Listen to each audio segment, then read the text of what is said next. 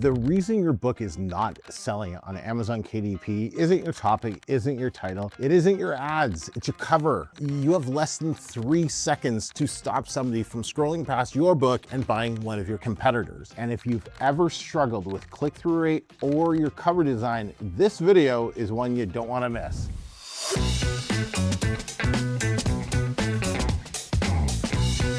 Hey everybody, it's Emeka here, and this is the Publishing Academy YouTube channel. And our goal is really simple: to give you the best free information so you can go out, make some money, and then you can work with me and my team, and we can help you scale to $20,000, $30,000, $40,000, $50,000 a month, like some of our students inside the Academy. So let's talk about book covers.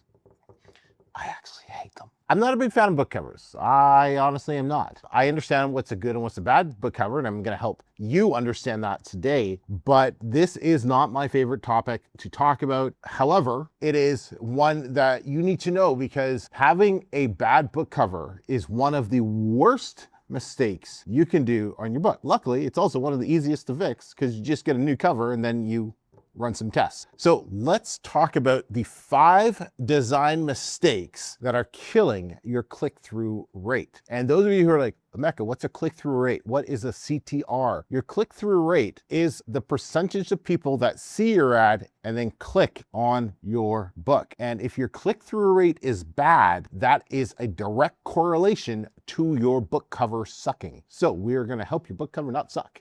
All right, there are going to be 5 things we're going to be covering in this video. Number 1, designing for no one, the thumbnail fail, counterfeit clones, typography troubles, and composition chaos. No, I didn't name these. I didn't name these. All right, mistake number 1 is designing your cover for no one. Part of the customer research phase that you go through when you're creating your book is understanding who your customer is. Is your customer a middle-aged man or woman? Is your customer a young? Is your customer like a 6-year-old? Is your customer super old? Is your customer man or woman? Understanding these different demographics is going to help you figure out exactly how you should design your book cover. If you're creating a book cover that's attempting to appeal to everybody, you end up attracting nobody. We have to be laser focused on designing your book cover for your particular market. The things that are going to be affected are the general style, the color palette, the typography choices. All of these things come into play with who is going to be picking up and reading the book. We're going to look at 2 examples here on Amazon. So the first one is this gratitude journal. Who's buying this gratitude journal? I have no idea. Could be anybody, but I'll tell you, it's nobody because of the cover. And it's too generalized. It's not specific. It's plain. Honestly, the picture looks like it's blurry, not very good. Whereas it also has that 9.6 million BSR, so nobody's buying this. However, if we bring a book cover like this, fuck it, a journal to unfuck your life and exhale the bullshit and love who you are. My daughter's in the background there, flipping out because I'm swearing. But this is what it says on the book cover. This is a very different audience, right? It's somebody who, some vulgar language is okay. They are looking at the lighter side of life. We have yellow covers, we've got some flowers, some butterflies. So I'm thinking this might be actually the majority of women buying this book cover. It is, because if you look at the subtitle on this, and I hadn't even read this part, it's a gratitude journal for women, right? So we're using more feminine characteristics, butterflies, flowers, honestly, it's just butterflies and flowers on this entire cover. And there's a silhouette of a woman, boom. So they're speaking directly to the market. Unlike our other one, our gratitude journal, which is just trying to capture everybody, whatever, right? How to have a great day. Obviously, this was somebody's first book, so we're not going to hate on it too much. But that's the difference between a book for anybody and a book for a specific customer. You always want to make your book for a specific reader. If you cannot tell me exactly the type of person who's going to be picking up and reading your book, you have not defined your customer enough. And that is a big problem. So how do we fix this first mistake, designed for nobody? We clearly define who your book is meant to be sold to. That's step number 1. We do that when we do our customer research in the book creation phase. Identify what language, design aesthetics, title and features appeal specifically to them, and then ask yourself, would my audience instantly recognize this is for them? Number 2 is what I call the thumbnail fail. If it doesn't work at thumbnail size, it doesn't work on Amazon. 3 seconds. Said that in the beginning of the video. That's all you get to stop the customer from scrolling. Less than 3 seconds, but 3 seconds. When we're creating our book covers, when we're looking at our book covers, we're looking at it on our computer and we look at it like full screen. It's like, oh, what a beautiful piece of art. However, when customers are seeing our cover, which they have no clue what it's about, they have no clue what your title is or anything. They're looking at it on their phone, most likely, right? Most shopping is done on their phone, some on the computer. But the important thing to remember is they're looking at it like that. It's extremely small. So we have to ensure our cover stands out at a super small size on a screen against a whole bunch of other covers, all competing for just one set of eyes. So what I like to do with this is I like to zoom out and make your cover like 100 pixels, super small. And if you can't read the title, you gotta fix it. My muffins are ready. They smell delicious, actually. So one of the things that I like to do this thumbnail test is I'll screenshot my cover, right?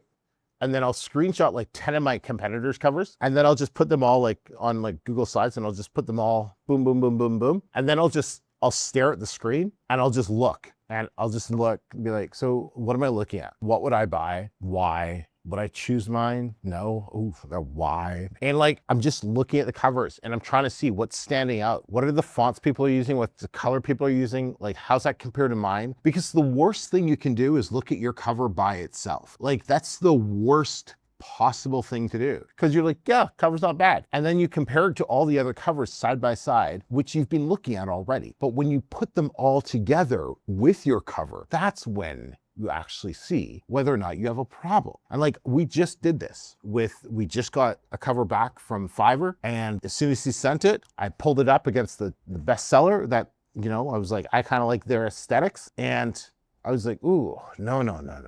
Look how much better that font looks than the font we're using. I don't want to use the same font. We'll talk about why in a second. But, it's like, oh, no, we got to change that. We got to add some shadow here and like different, aspects there. But you don't get that if you don't compare them side by side. So the thumbnail test is all about comparing your covers side by side with everything else on Amazon that's selling well. Can you read the text?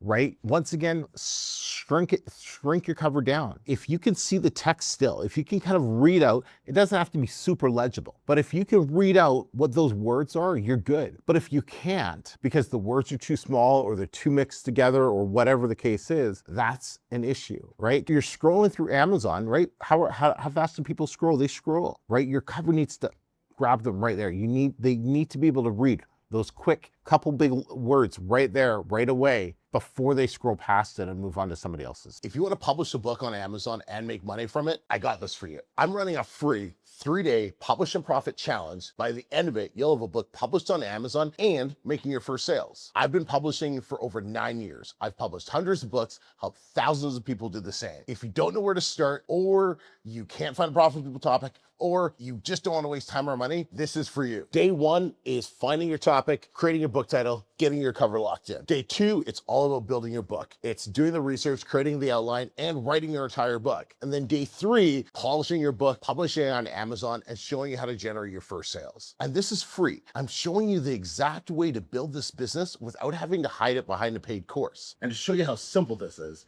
my 10-year-old daughter has even published her own book using this exact same framework. Actually, Daddy, I found this free. You're also going to get my free support group, and you're going to get the custom GPT that I built specifically to help you with this challenge. Just click the link in the description or go to publishingacademy.com/challenge. You'll get an email. It'll be the link to get into the school group. In the classroom section, everything's laid out. Go do it now. Mistake number 3 is the counterfeit clones. Now, we just talked about how I was comparing my cover to a competitor's cover, and it's okay to use elements that your competitors are using, but you don't want to look like a knockoff copy. Like, that's the worst possible thing. I'm a big believer, hey, figure out what's selling well, and then let's mimic them and put our own twist on it, 100%, right? But what you don't want to do is you don't want to steal their exact font. Right? You don't want to do like their color scheme, you can borrow that, but like do it in a different way. Because, and I'm speaking from personal experience, Amazon will nail you if they're like, hey, this book is too much like this book, this cover. And they'll block the book. You won't be able to change it. It's a big headache. So you want to borrow from some of the best, but don't steal from the best. Like I see, like I have on the screen here, your focus should be really on differentiation, not on creating a poor facsimile of that original bestseller. And like, this is something that I think is becoming more and more of an issue, especially with, it seems like Amazon is kind of cracking down on books that are a little too similar, especially using possibly the like similar titles. So we definitely want to make sure that you're creating a difference between your cover and a competitor's cover, but you're getting the message across to your readers still. So I just want to spend some time talking about that. How can you fix this? Number one is just study your category, study your audience, right? Designed to be different, but still relevant to who's going to be buying your cover. If you're going to be using like Canva, for example, and you're using elements on Canva, make sure you're still doing massive edits. So it doesn't look like all the other, like 500 other books that are using those exact same little elements, right? Or here's a better way, right? If everyone's going to Canva because it's easy and free, then don't go to Canva to grab little elements. Either get AI to create a similar element, right? But with a different twist, so it'll be unique to you. Or like I could say get a designer to do that, but I think that'd be kind of pointless because we could just get AI to do it for free. So if you are hiring designers on Fiverr, one thing to look out for is review their portfolio and make sure all their covers don't follow a similar template. What I mean by that is if all of the covers in the designer's portfolio are like title, subtitle, image, author name, don't use them because they're just following a lazy format with zero creativity behind it. You want to look for designers that have very, very different styles of covers because they're the ones who understand design language way better and they're not just following a random template trying to churn as many covers over as you want. And in order to get these type of designers, yes, you are going to be paying $200 to $300 for these type of designers just because they're better quality. And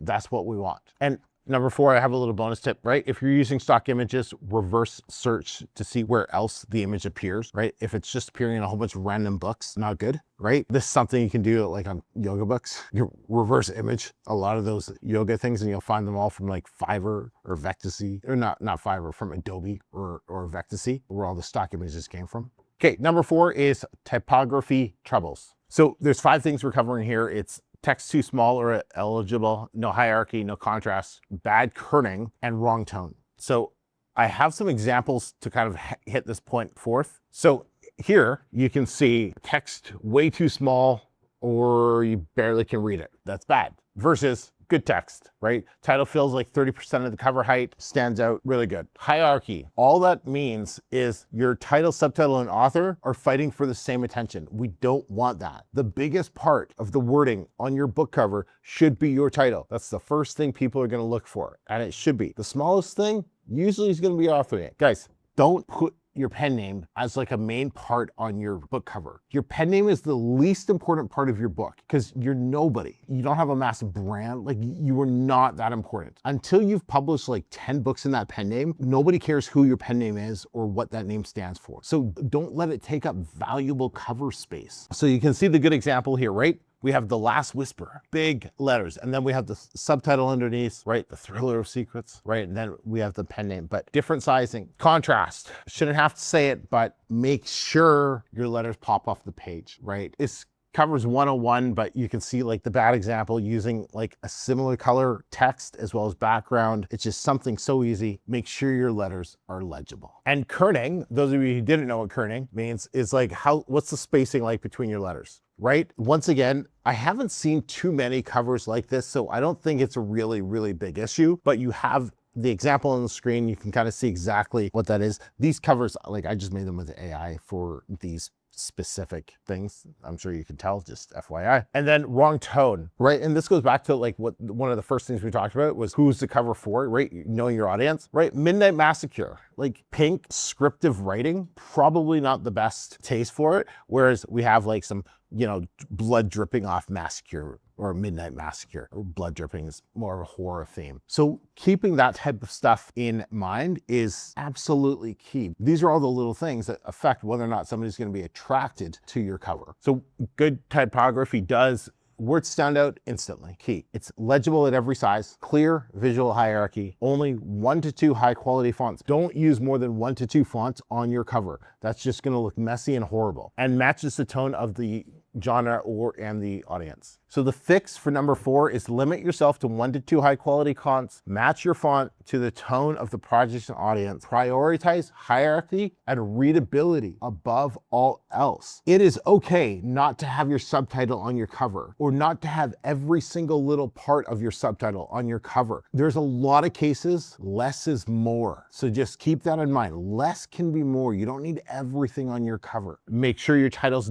what's dominant on your cover first and foremost. And then number 5 is composition chaos. Kind of goes hand in hand with the less is more. Composition is the arrangement of design elements, text, and imagery on the page. So weak hierarchy, too many elements, misaligned text, busy background. So I have a couple examples I'm going to show you here. So here's a Would You Rather Bible stories. Hilarious choices for scripture, from scripture for kids and families. Look how busy that title is. It is just massive. This is like messed up AI 101, right? Just because like it throws all of the stuff around the title and it's just overcompensating. The whale has like 2 different spouts of water there, and there's so much going on. Versus the number 1 book in that space, or close to number 1, is this one, Would You Rather book for kids. Look how simple and elegant that title is. I'm saying elegant with that face on it, but it is, because it's not too busy. It's simple. The text is nice and big. They have one big like emoji thingy that's taken up like a lot of the cover space there, but it's like, you know exactly what you're getting and you're not overwhelmed. Less is more in so many cases, so many cases. For this one, I would do the squint test, right? You squint to see, you look at your cover, you squint. What do your eyes go to first? Whatever your eyes are drawn to first, that's what your customers are probably going to also see first. That should be your title. If your eyes can't really focus on anything, it might be because your cover is way too busy. And remember, you've seen your cover over and over and over and over again. You helped create it. But for a reader, they're seeing your cover for the very first time, and you have less than 3 seconds for them to understand what the book's about. So it's very important that this message gets clear to them in all avenues. So the fix for this is build a clear hierarchy. Title first, subtitle second, author third. Cut every element that doesn't serve the title. Ask yourself, if I remove this from my cover, is that okay? Most of the time it's like, yes, you can remove that. Align everything to a single grid, left edge, center, or right, and then keep background simple enough that the title can still remain